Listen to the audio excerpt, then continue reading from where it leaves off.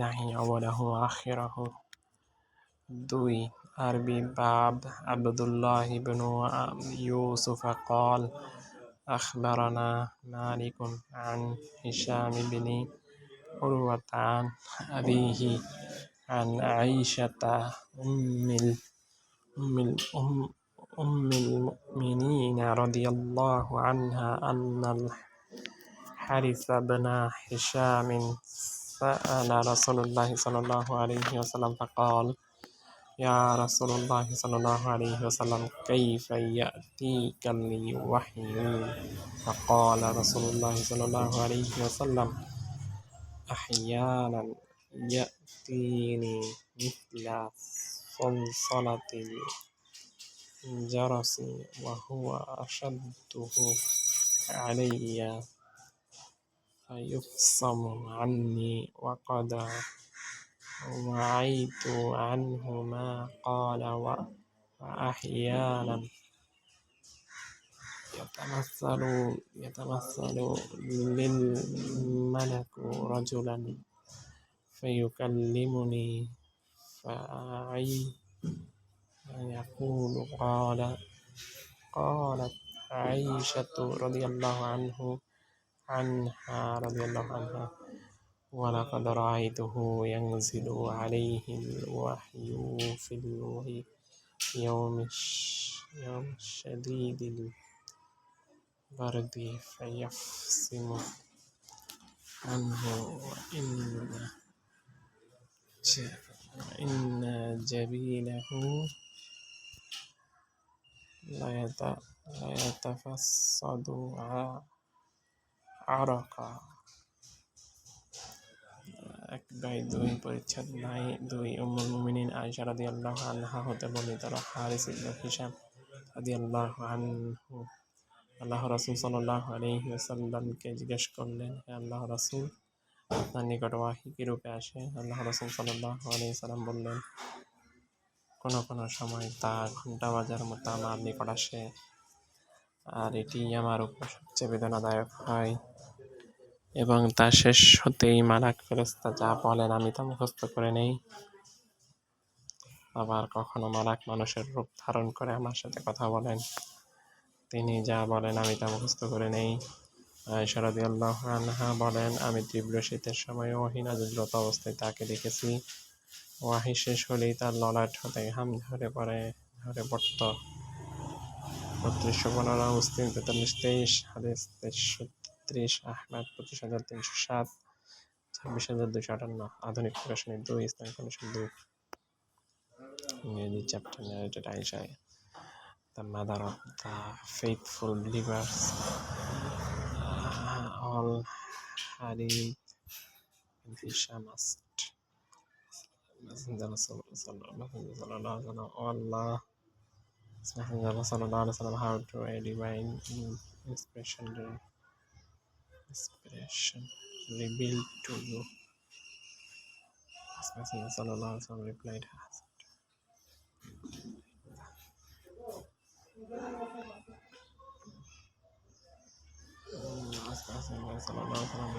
sometimes like the reading of the bell. This is from is the hardest of all, and then this take first of after have grasped what is inspired.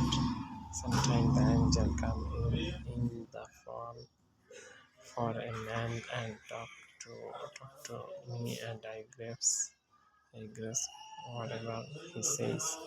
Aisha added, "Rarely saw the Prophet ﷺ being inspired divinely on a very cold day, and noticed the sweat dropping from his forehead as the inspiration was over."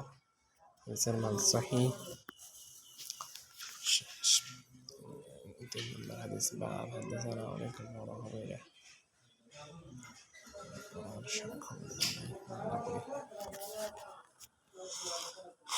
তিন উম্মুল মুমিনিন আয়েশা রাদিয়াল্লাহু আনহা হতে বর্ণিত তিনি বলেন, আল্লাহ রাসূল সাল্লাল্লাহু আলাইহি ওয়াসাল্লামের নিকট সর্বপ্রথম যে ওহী আসে তা ছিল নিদ্রা অবস্থায় বাস্তব শব্দরূপে। যে স্বপ্নই তিনি দেখতেন তা একেবারে প্রভাতের আলোর ন্যায় প্রকাশিত হতো। অতঃপর তার নিকট নির্জনতা পছন্দনীয় হয়ে দাঁড়ায় এবং তিনি হেরার গুহায় নির্জনে অবস্থান করতেন।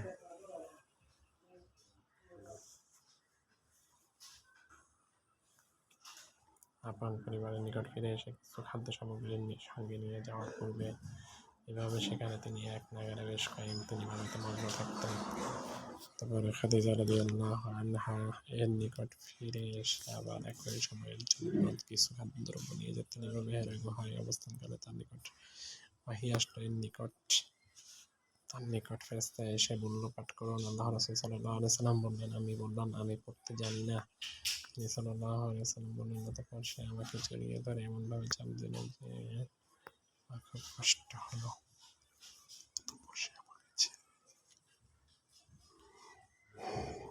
সে আমাকে ছেড়ে দিয়ে বলল, পাঠ করুন। আমি বললাম, আমি তো পড়তে জানি না। সে দ্বিতীয়বার আমাকে জড়িয়ে ধরে এমনভাবে চাপ দিল যে আমার খুব কষ্ট হলো। তারপর সে আমাকে ছেড়ে দিয়ে বলল, পাঠ করুন। আমি উত্তর দিলাম, আমি তো পড়তে জানি না। আল্লাহ রাসূল সাল্লাল্লাহু আলাইহি ওয়াসাল্লাম বলেন, অতঃপর তৃতীয়বারে তিনি আমাকে জড়িয়ে ধরে চাপ দিলেন। তারপর ছেড়ে দিয়ে বললেন, পাঠ করুন। আপনার রবের নামে যিনি সৃষ্টি করেছেন মানুষকে তোমার রক্তপিণ্ড থেকে, পাঠ করুন। আর আপনার রব অতিশয় দয়ালু। সূরা আল-আলাক 96 নম্বর মাসআলা থেকে 2 নম্বর আয়াত।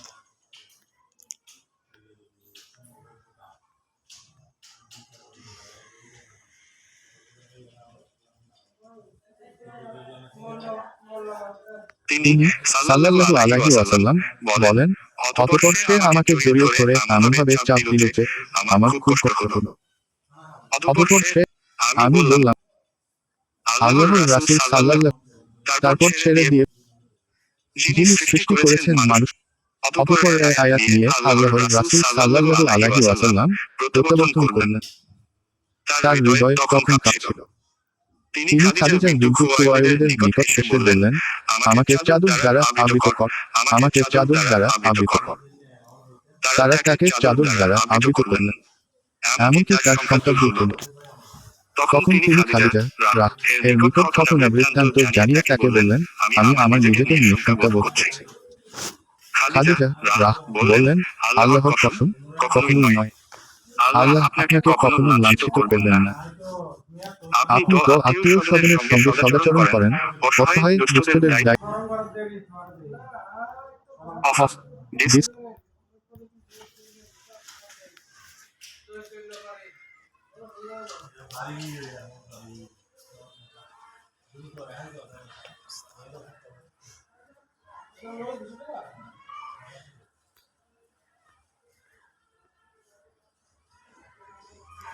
তারপরে নবী সাল্লাল্লাহু আলাইহি ওয়াসাল্লাম প্রত্যাবর্তন করলেন। তার হৃদয় তখন কাঁপছিল। তিনি খাদিজা বিনতে খুয়াইলিদের নিকট এসে বললেন, আমাকে চাদর দ্বারা আবৃত করো, আমাকে চাদর দ্বারা আবৃত করো। তারা তাকে চাদর দ্বারা আবৃত করলেন, এমনকি তার সংখ্যা দূর হলো। তখন তিনি খাদিজা রাদিয়াল্লাহু আনহা এর নিকট ঘটনার বৃত্তান্ত জানিয়ে তাকে বললেন, আমি নিজেকে নিয়ে শঙ্কা বোধ করছি। খাদিজা রাদিয়াল্লাহু আনহা বললেন, আল্লাহর কসম, কখনোই না। আল্লাহ আপনাকে কখনো লাঞ্ছিত করবেন না। আত্মীয় আত্মীয়স্বজনের সঙ্গে সদাচরণ করেন, অসহায় দুস্থদের দায়িত্ব বহন করেন, সহযোগিতা করেন, মেহমানের আপ্যায়ন করেন এবং হক পথে দুর্দশাগ্রস্তকে সাহায্য করেন। অতঃপর তাকে নিয়ে খাদিজা রাদিয়াল্লাহু আনহা তার চাচাতো ভাই ওয়ারাকা ইবনে নাওফাল ইবনে আব্দুল আসাদ ইবনে আব্দুল উজ্জা নিকট গেলেন। তিনি অন্ধকার যুগে ঈসাই ধর্ম গ্রহণ করেছিলেন। তিনি ইবরানি ভাষায় লিখতে পারতেন এবং আল্লাহর তৌফিক অনুযায়ী ইবরানি ভাষায় ইনজিল হতে ভাষান্তর করতেন। তিনি ছিলেন অতি বৃদ্ধ এবং অন্ধ হয়ে গিয়েছিলেন।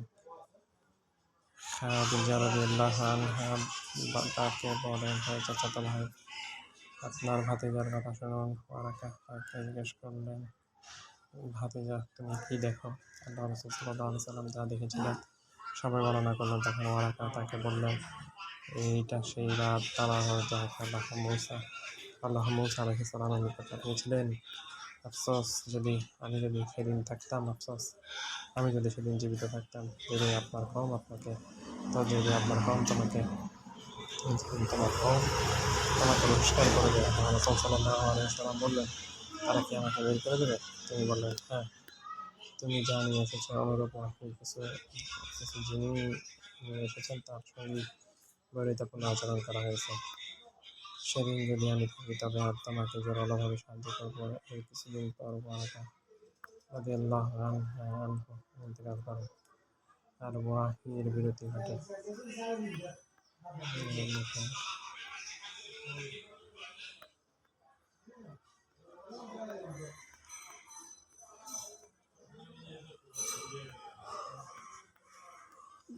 যারা আরবিতে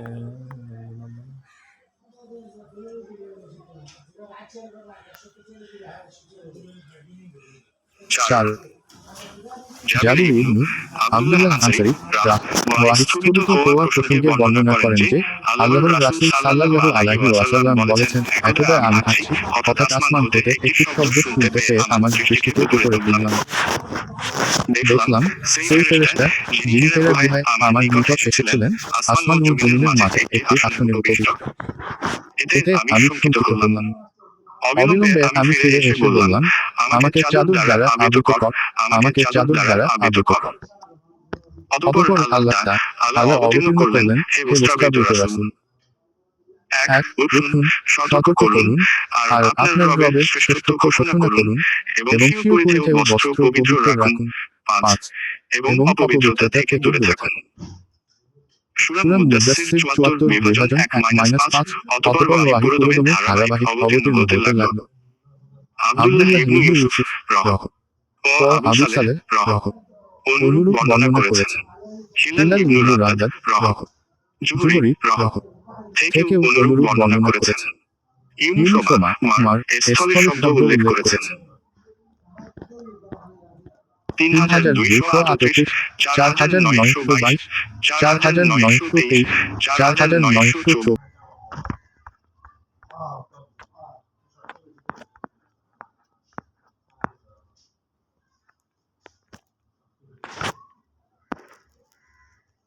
5 ইবনু আব্বাস রাই হতে বর্ণিত, মহান আল্লাহর বাণী, ওয়াহী দ্রুত আয়ত্ত করার জন্য আপনি ওয়াহী নাযিল হওয়ার সময় আপনার জিহ্বা নাড়বেন না।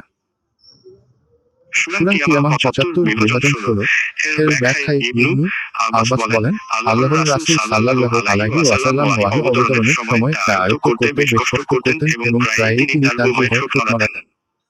ইবনু আব্বাস রাই বলেন, আমি তোমাকে দেখানোর জন্য ঠোঁট দুটি নাড়ছি যেভাবে আল্লাহর রাসূল সাল্লাল্লাহু আলাইহি ওয়াসাল্লাম তা নাড়াতেন। সাঈদ রহ তার শিষ্যদের বলেন, আমি ইবনু আব্বাস রাই কে যেরূপে তার ঠোঁট দুটি নাড়াতে দেখেছি সেভাবেই আমার ঠোঁট দুটি নাড়াচ্ছি। এই বলে তিনি তার ঠোঁট দুটি নাড়ালেন। এ সম্পর্কে আল্লাহ তাআলা অবতীর্ণ করলেন, ওয়াহী দ্রুত আয়ত্ত করার জন্য আপনি ওয়াহী নাযিল হবার সময় আপনার জিহ্বা নাড়াবেন না। এর সংরক্ষণ ও পাঠ করানোর দায়িত্ব আমার। সূরা কিয়ামাহ 75 বিভাজন 16।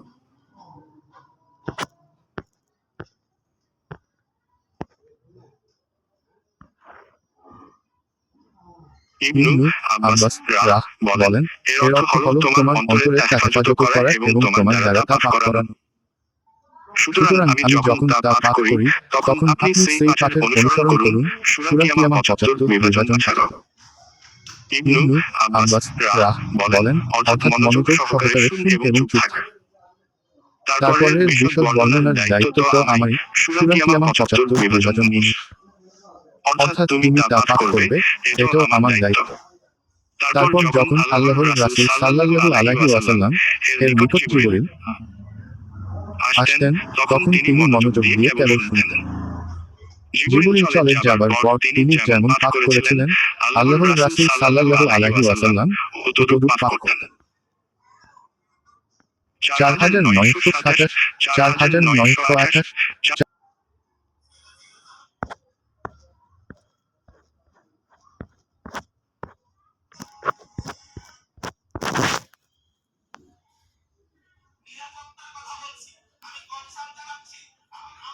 6 ইবনু আব্বাস রাহ হতে বর্ণিত। তিনি বলেন, আল্লাহর রাসূল সাল্লাল্লাহু আলাইহি ওয়াসাল্লাম ছিলেন সর্বশ্রেষ্ঠ দানশীল। রমাদানে তিনি আরো অধিক দানশীল হতেন যখন জিবরিল তার সঙ্গে সাক্ষাৎ করতেন। আর রমাদানের প্রতি রাতেই জিবরিল তার সাথে দেখা করতেন এবং তারা একে অপরকে কুরআন তিলাওয়াত করতেন। নিশ্চয়ই আল্লাহর রাসূল সাল্লাল্লাহু আলাইহি ওয়াসাল্লাম রহমতের বায়ু অপেক্ষাও অধিক দানশীল ছিলেন। 302, 3220, 3554, 4997, মুসলিম 43 বিভাজন 12 3208, আহমদ 3616, 3425, আধুনিক প্রকাশনী 5, ইসলামিক ফাউন্ডেশন 5।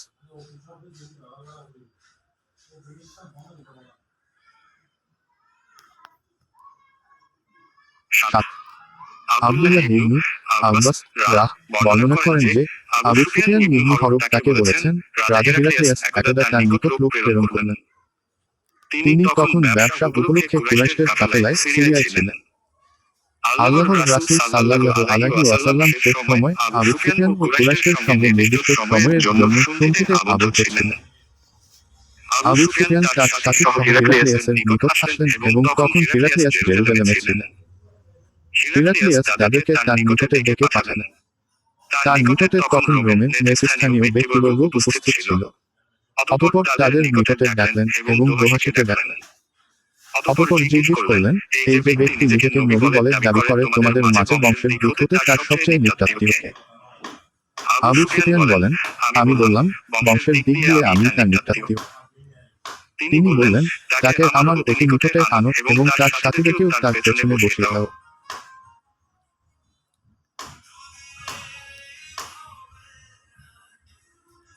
অতঃপর তার দোহাশিকে বললেন, তাদের বলে দাও, আমি এর নিকট সে ব্যক্তির সম্পর্কে কিছু জিজ্ঞেস করব, যদি সে আমার নিকট মিথ্যা বলে, তখন সঙ্গে সঙ্গে তোমরা তাকে মৃত্যু বলবে। আবু সুফিয়ান বলেন, আল্লাহর কসম, আমার যদি এর লজ্জা না থাকতো যে তারা আমাকে মিথ্যাবাদী বলে প্রচার করবে, তবে আমি অবশ্যই তার সম্পর্কে মিথ্যা বলতাম। অতঃপর তিনি তার সম্পর্কে আমাকে সর্বপ্রথম যে প্রশ্ন করেন তা হল, বংশমর্যাদার দিক দিয়ে তোমাদের মধ্যে সে কিরূপ? আমি বললাম, তিনি আমাদের মধ্যে খুব সম্ভ্রান্ত বংশ। তিনি বললেন, তোমাদের মধ্যে এর পূর্বে আর কখনো কি কেউ এরূপ কথা বলেছে? আমি বললাম, না। তিনি বললেন, তার পূর্বপুরুষের মধ্যে কেউ কি বাদশাহ ছিলেন? আমি বললাম, না। তিনি বললেন, সম্ভ্রান্ত মর্যাদাবান শ্রেণীর লোকেরা তার অনুসরণ করে নাকি দুর্বল লোকেরা? আমি বললাম, দুর্বল লোকেরা। তিনি বললেন, তাদের সংখ্যা কি বাড়ছে না কমছে? আমি বললাম, তারা বেড়েই চলেছে। তিনি বললেন, তার ধর্মের দিকে কেউ কি অসন্তুষ্ট হয়ে তা ত্যাগ করে? আমি বললাম, না। তিনি বললেন, তার দাবির পূর্বে তোমরা কি কখনো তাকে মিথ্যার অভিযোগে অভিযুক্ত করেছ? আমি বললাম, না। তিনি বললেন, তিনি কি সন্ধি ভঙ্গ করেন? আমি বললাম, না। তবে আমরা তার সঙ্গে একটি নির্দিষ্ট সময়ের সন্ধিতে আবদ্ধ আছি। জানি না এর মধ্যে তিনি কি করবেন। আবু সুফিয়ান বলেন, এই কথাটি ব্যাপকে নিজের পক্ষ হতে আর কোন কথা যোগ করার সুযোগই আমি পাইনি। তিনি বললেন, তোমরা তার সঙ্গে কখনো যুদ্ধ করেছ কি? আমি বললাম, তিনি বললেন, তার সঙ্গে তোমাদের যুদ্ধের পরিণাম কি হয়েছে? আমি বললাম, তারও আমাদের মধ্যে যুদ্ধের ফলাফল কূপের মালতির ন্যায়। কখনো তার পক্ষে যায়, আবার কখনো আমাদের পক্ষে আসে। তিনি বললেন, তিনি তোমাদের কিসের আদেশ দেন? আমি বললাম, তিনি বলেন, তোমরা এক আল্লাহর ইবাদত কর এবং তার সঙ্গে কোন কিছু অংশীদার সাব্যস্ত করে না এবং তোমাদের পূর্বপুরুষরা যা বলে তা ত্যাগ কর। আর তিনি আমাদের সালাত আদায়ের, সত্য বলার, চারিত্রিক নিষ্কলুষতার এবং আত্মীয়দের সঙ্গে সদাচরণ করার নির্দেশ দেন।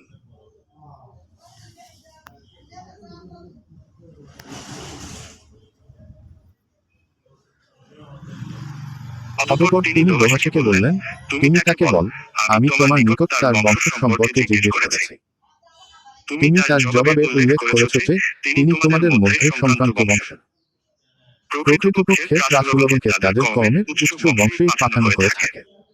তোমাকে জিজ্ঞেস করেছি, এই কথা তোমাদের মধ্যে ইতিপূর্বে আর কেউ বলেছে কিনা?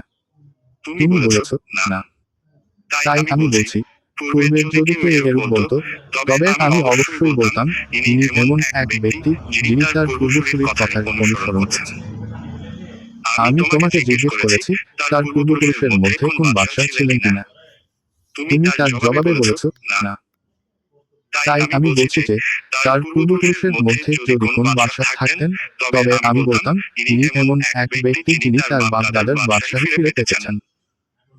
আমি তোমাকে জিজ্ঞেস করেছি, এর পূর্বে কখনো তোমরা তাকে মিথ্যার অভিযোগে অভিযুক্ত করেছ কিনা।